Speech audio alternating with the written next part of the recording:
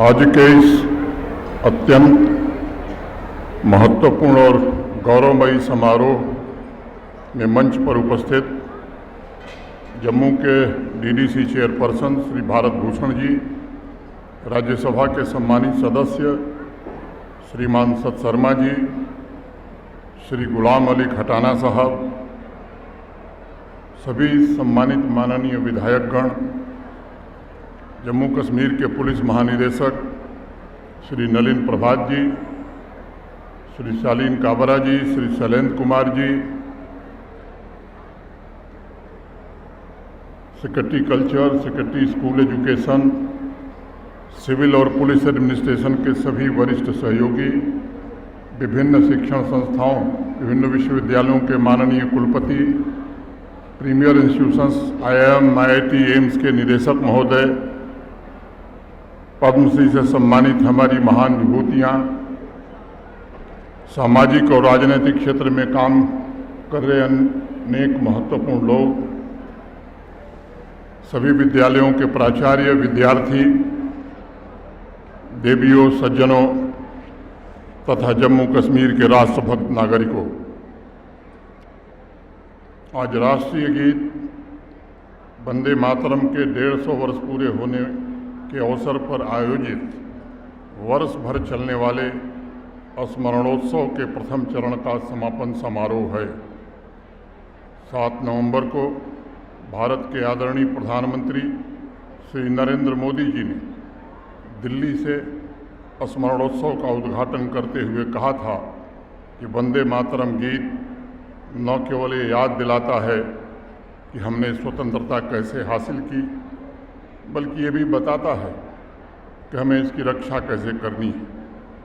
उस दिन से जम्मू कश्मीर के कोने कोने में माँ भारती को नमन करते हुए हमारे स्कूल, कॉलेज, अन्य संस्थानों और जम्मू कश्मीर के राष्ट्रभक्त नागरिकों ने अनेक कार्यक्रम आयोजित किए हैं और यह हम सबके लिए गर्व का विषय है कि प्रथम चरण में पूरे देश में जम्मू कश्मीर वंदे मातरम इवेंट पार्टिसिपेशन में पहले स्थान पर है।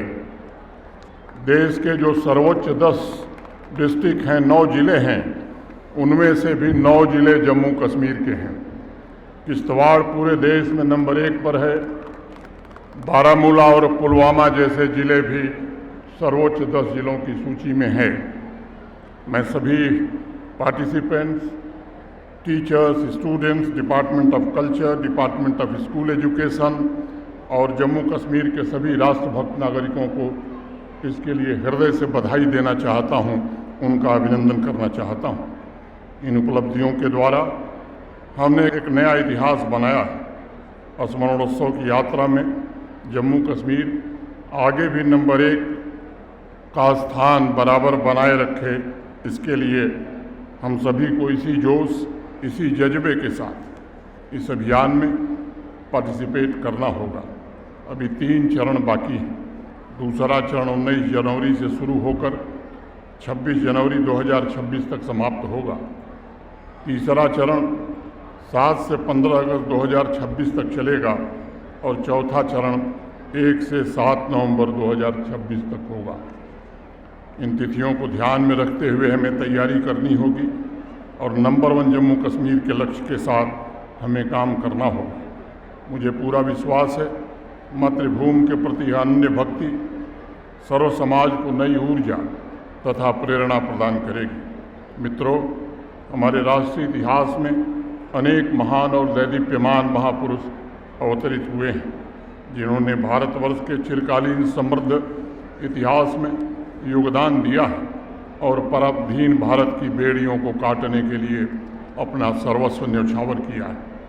मैं समझता हूँ उन व्यक्तित्वों में बंकिम चंद्र चट्टोपाध्याय जी एक चमकते हुए ध्रुव तारे की तरह थे।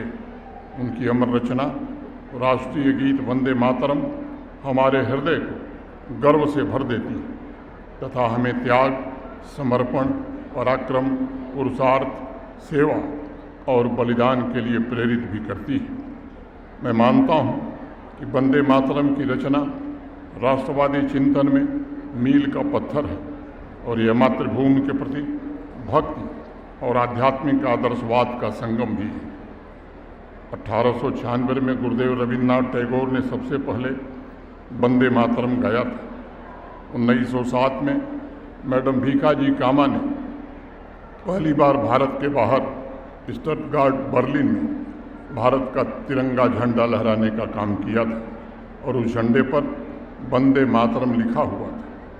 उस इवेंट ने माँ भारती की आकांक्षा, स्वावलंबन, एकता और राजनीतिक चेतना का संदेश पूरी दुनिया के लोगों तक पहुंचाया था।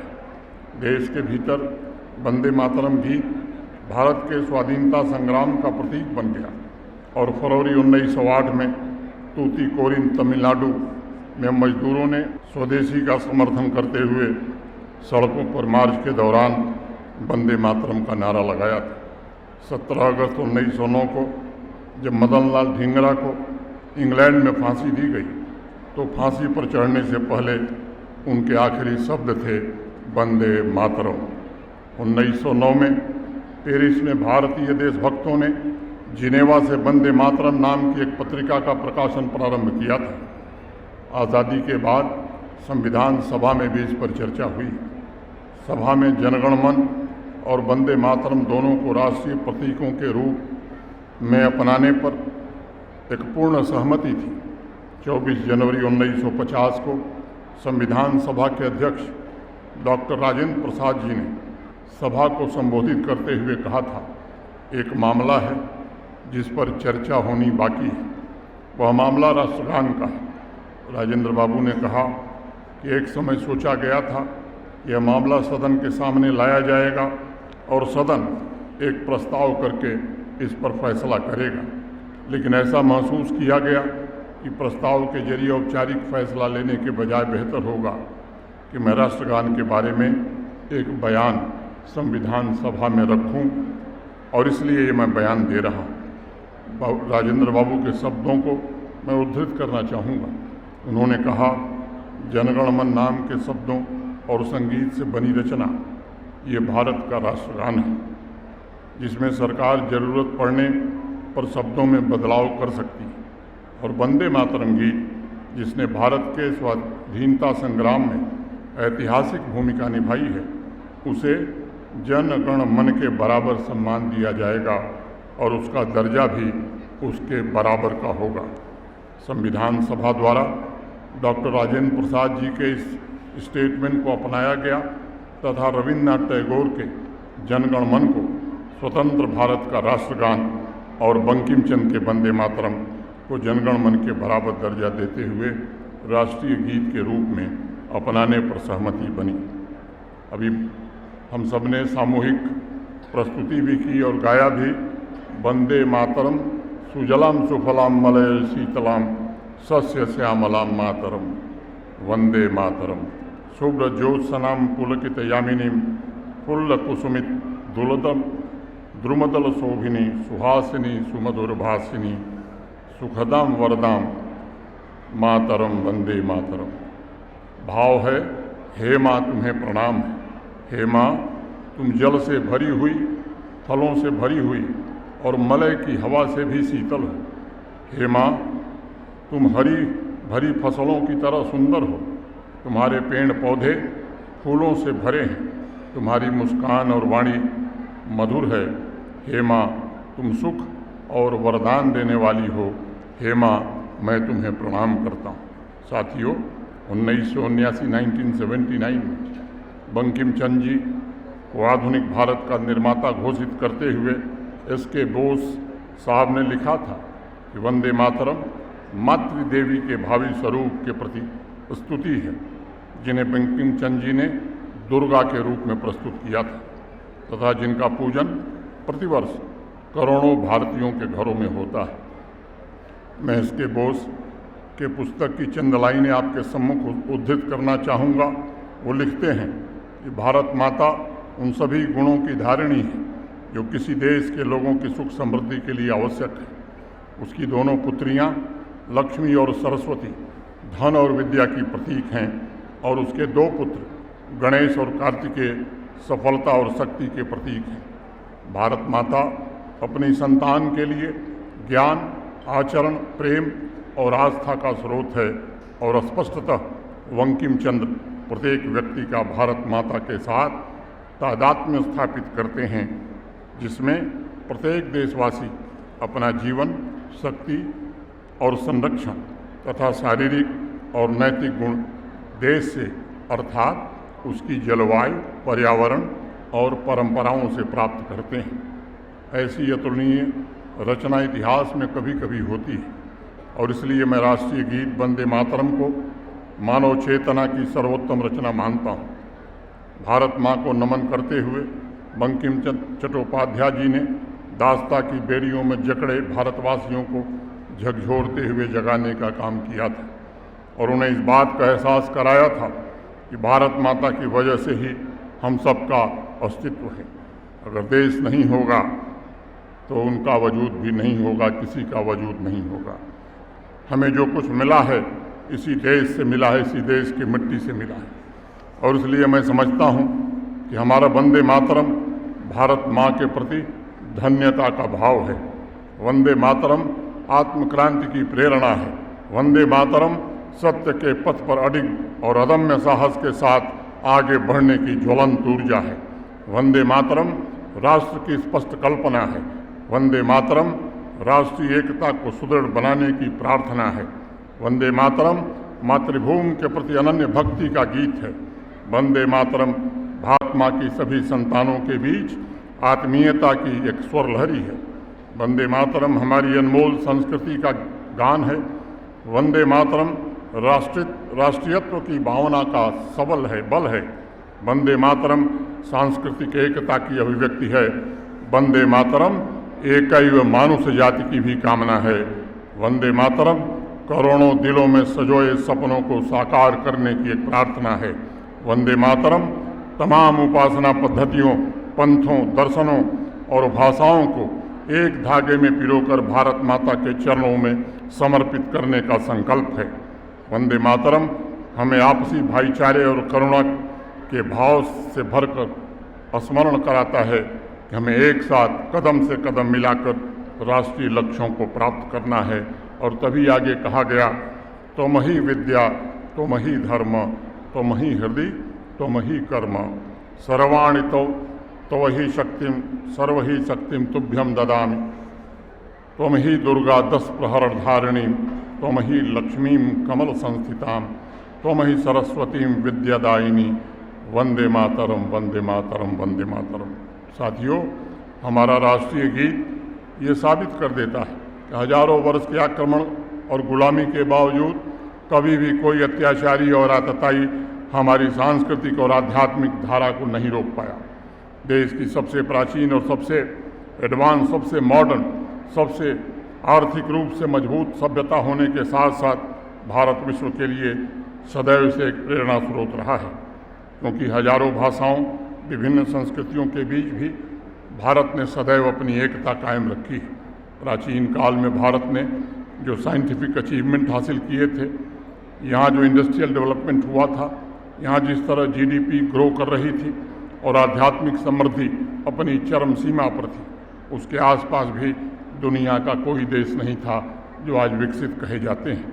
और अगर हम गुलाम नहीं होते, अगर लुटेरों ने भारत माँ का खजाना लूटा नहीं होता, तो आज भारत जैसा संपन्न और समृद्ध देश दुनिया में कोई दूसरा नहीं होता। कोलंबिया यूनिवर्सिटी की प्रोफेसर हैं उषा पटनायक, उन्होंने एक शोध करके एक लेख लिखा है कि 1765 से 1938 के मध्य अंग्रेज $45 ट्रिलियन भारत से लूट करके ले गए, जिससे वेस्टर्न कंट्रीज़ के इंडस्ट्रियलाइजेशन और डेवलपमेंट की फंडिंग हुई। उनके रिसर्च से आज दुनिया के अनेक अर्थशास्त्री सहमत हो गए। भारत के खजाने से इंग्लैंड में अलग अलग शहरों में बैंक स्थापित हुए, महल बनाए गए, नहरें बनी, लुटेरे इंग्लैंड के छोटे छोटे राजा बन बैठे। उस अंधकार के दौर में बंकिम चंद्र चट्टोपाध्याय जी ने वंदे मातरम की रचना की थी। भारत माँ की प्रार्थना करते हुए उन्होंने समाज के आत्मविश्वास को जागृत किया और भरोसा दिलाया था कि लुटेरों के द्वारा अत्याचारी एवं खजानों को लूटने के बावजूद वे विभिन्न सुगंधों, संस्कृतियों से भरी माँ भारती के बगीचे को नुकसान नहीं पहुंचा पाए और न ही वह भारत की मूल भावना को नष्ट कर पाए। हमारे यहाँ तो प्रभु भगवान श्री राम ने भी मातृभूमि को सबसे श्रेष्ठतर माना और कहा भी उन्होंने, नेयम स्वर्णपुरी लंका रोचते मम लक्ष्मण जननी जन्मभूमि च स्वर्गादपि गरीयसी। विष्णु पुराण में देवगण भी जब गान करते हैं कि भारत भूमि में जन्म लेने वाले लोग धन्य हैं, और देवतागण इसी वजह से मनुष्य योनि में जन्म लेना चाहते हैं। और तब हमारे ऋषियों ने कहा कि गायन्ति देवाः किल गीतकानि धन्यास्तुते भारत भूमि भागे स्वर्गापवर्गा सदमार्ग भूते भवन्ति भूयः पुरुषासुरत्वात्। बंकिम चंद्र चट्टोपाध्याय जी ने इसी भाव को इस राष्ट्रीय गीत में व्यक्त किया और जो आदर्श हमें दिए वह आज भी हमारे लिए परम मंगलकारी है तथा वह हमारा मार्ग प्रशस्त कर रहा है। उन्होंने कहा था कि हर भाषाओं को बोलने वालों को एक होना होगा, हर वर्ग और पंथ को एक मत होकर भारतवर्ष की उन्नति के बारे में सोचना होगा। अनेक विद्वानों ने अपने विश्लेषण में कहा है कि बंकिम चंद्र जी की पहली आकांक्षा भारत की एकता को स्थापित करना था और उनकी अंतिम आकांक्षा थी कि समग्र विश्व एक होकर मानव जाति के कल्याण का साधन बने। भारत के राष्ट्रीय आंदोलन में बंकिम चंद्र के विचारों ने एक नई दिशा दी थी और इस आंदोलन से जुड़े व्यक्तियों को गौरव, गरिमा और मूल्य प्रदान की। देश में एक नई जागृति पैदा करने के उनके योगदान के संबंध में महर्षि श्री अरविंदो ने कहा था कि अपने प्रारंभिक जीवन में एक लेखक से शुरुआत करके बंकिम चंद्र एक भविष्य दृष्टा और राष्ट्र निर्माता बन गए। यहाँ उपस्थित जिन साथियों ने आनंदमठ उपन्यास पढ़ा होगा उन्हें महेंद्र और भवानंद के बीच का संवाद जरूर ध्यान में होगा। महेंद्र ने जब भवानंद से उसका परिचय पूछा तब भवानंद ने उत्तर दिया कि हम संतान हैं। महेंद्र को आश्चर्य हुआ, किसकी संतान? तो भवानंद ने कहा, मातृभूमि की संतान। मैं समझता हूँ इससे बेहतर इंसान का कोई परिचय हो नहीं सकता, न जात न धर्म, बल्कि सिर्फ मातृभूमि की संतान। आज भी यही हमारा असली परिचय होना चाहिए, तभी हम भारतवासी को, भारतवर्ष को दुनिया का सबसे शक्तिशाली और विकसित भारत बना सकते हैं। आइए आज इस महत्वपूर्ण अवसर पर हम एक पहला संकल्प लेते हैं। एक अन्य संवाद महेंद्र और सत्यानंद के मध्य का है।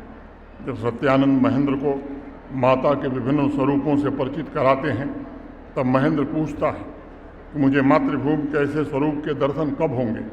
तब सत्यानंद ने कहा कि जब मातृभूमि के सभी पुत्र उसे माता के नाम से पुकारने लगेंगे उस दिन माता भी हमें कृतार्थ करेगी। आज वह समय आ गया है कि हम सभी एक होकर राष्ट्र निर्माण के लिए स्वयं को समर्पित करें।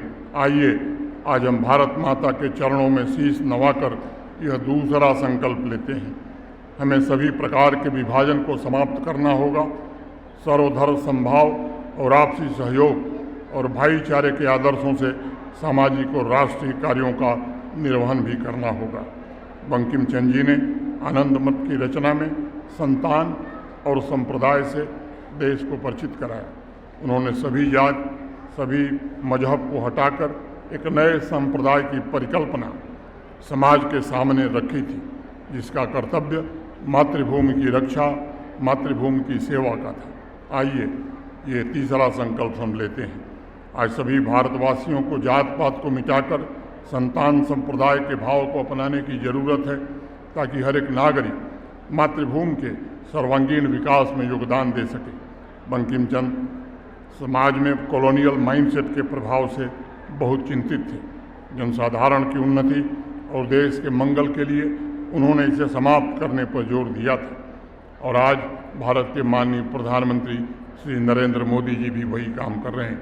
इसलिए आइए आज हम चौथा संकल्प लेते हैं कि कॉलोनियल माइंडसेट से जुड़े हुए हर एक चिन्ह को हम मिटाने का काम करेंगे, ताकि समाज का सभी वर्ग मिलकर सामूहिक ऊर्जा से अपनी संस्कृति, अपनी सभ्यता, अपने संस्कार और विज्ञान की बेहतरी के लिए कार्य कर सके और हमारी एकता ये सुनिश्चित करे कि उस संस्कृति को हम स्थापित करेंगे जो हजारों वर्षों से सहिष्णु और सर्वग्राही और सर्वव्यापी रही है।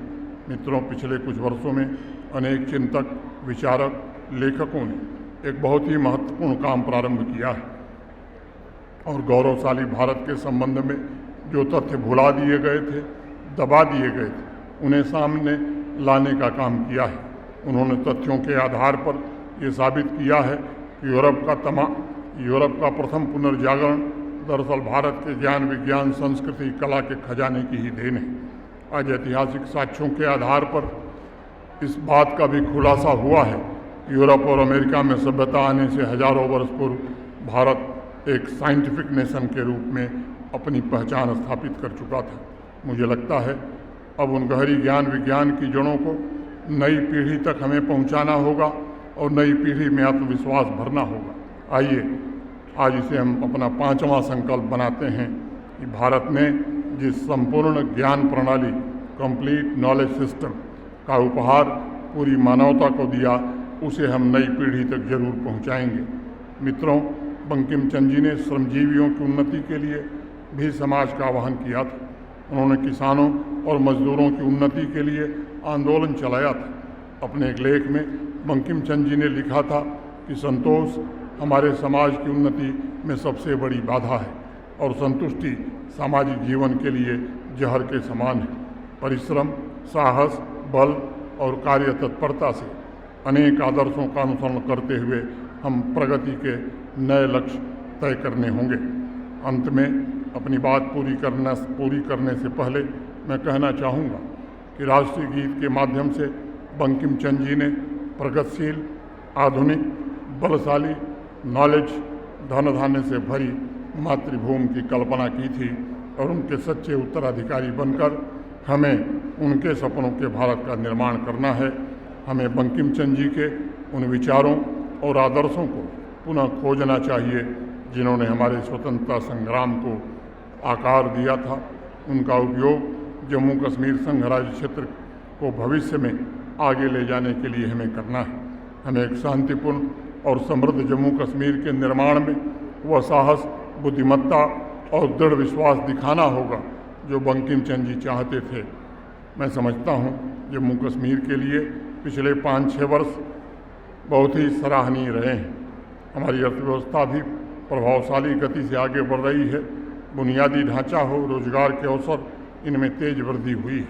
जम्मू कश्मीर के इतिहास को अगर हम पलटते हैं तो निश्चित रूप से जो प्रयास हुए हैं, चाहे वो औद्योगिकरण के प्रयास हों, ये प्रभावशाली गति अब दिखाई पड़ रहा है।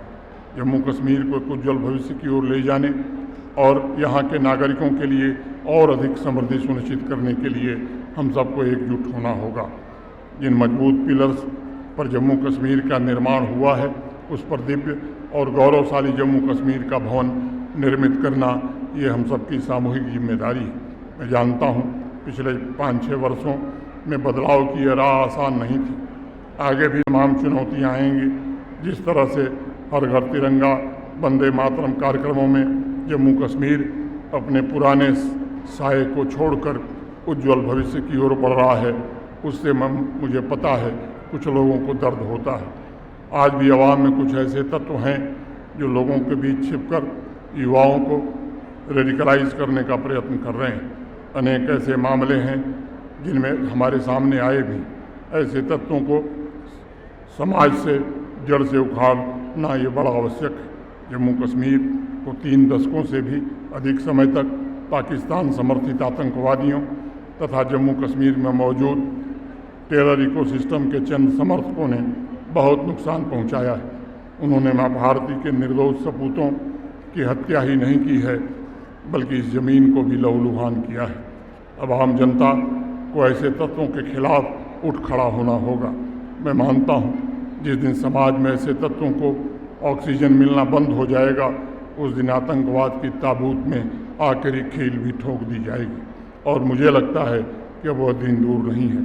इसलिए मेरा संपूर्ण समाज से अनुरोध है कि एकता की भावना से आइए, आतंकवाद और सॉफ्ट सेपरेटिज्म के खिलाफ इस लड़ाई को हम और तेज करें, जम्मू कश्मीर को पूरी तरह आतंकवाद से मुक्त करें। आइए, मैं आप सबको हृदय से साधुवाद देते हुए और ये आग्रह करना चाहूँगा कि इस बार बहुत सारे लोगों को निमंत्रण हम नहीं दे सके, लेकिन दूसरे और तीसरे और चौथे चरण में आज जो 20,000 लोग हैं, इसे 2 लाख ले जाना है जम्मू कश्मीर में। इस लक्ष्य के साथ मैं आपसे आज ही आह्वान करता हूं कि आप इस सब में सहयोग करिए। मैं एक निवेदन करूंगा, कार्यक्रम के समापन के पहले जो सम्मुख हैं सभी खड़े होकर वंदे मातरम मेरे साथ बोलेंगे। सभी से निवेदन है, कृपया खड़े होकर के वंदे वंदे वंदे वंदे वंदे वंदे। बहुत बहुत धन्यवाद। जय हिंद, जय भारत।